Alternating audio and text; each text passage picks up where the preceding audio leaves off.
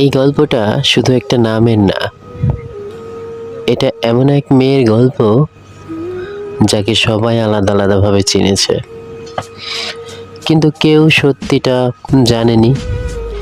কেউ বলেছে সে অপরাধী, কেউ বলেছে সে অসহায়, কিন্তু তার আসল পরিচয় ছিল এর থেকেও অনেক বেশি জটিল। এটাই সেই গল্প যেটা একবার শুরু করলে শেষ না করে থাকা যায় না। হ্যালো ভিউয়ার্স, অসংখ্য ধন্যবাদ আমাদের সাথে যারা আছেন, আমাদের গল্পগুলো শুনেন। আর এখনও পর্যন্ত যারা সাবস্ক্রাইব করেনি, দ্রুত সাবস্ক্রাইব করে নিয়ে আমাদের সাথে থাকবেন। আমাদের এই আমি পদ্ম যে গল্পটা নিয়ে আমাদের পরবর্তী এপিসোডগুলো আসবে। তো অনেকেই এই গল্পটা পছন্দ করেন, কিন্তু কাজের চাপে সময়ের অভাবে পড়তে পারেন না।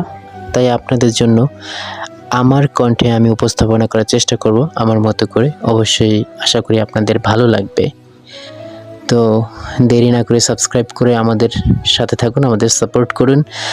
আর অবশ্যই আপনারা আমাদেরকে কমেন্ট করে জানাবেন আমাদের গল্পগুলো আপনাদের কাছে কেমন লাগে। অবশ্য শেয়ার করবেন বেশি বেশি পদ্ধতির। আর প্রতি সপ্তাহে বুধবার অথবা বৃহস্পতিবার আমরা গল্প দিয়ে থাকবো আমি পদ্মজা। আর সপ্তাহ জুড়ে অন্য অন্য গল্প নিয়ে আছি আপনাদের পাশে সবসময়। সবার সাপোর্ট চাই, প্লিজ সাবস্ক্রাইব করবেন, আমাদের পাশে থাকবেন আশা করি।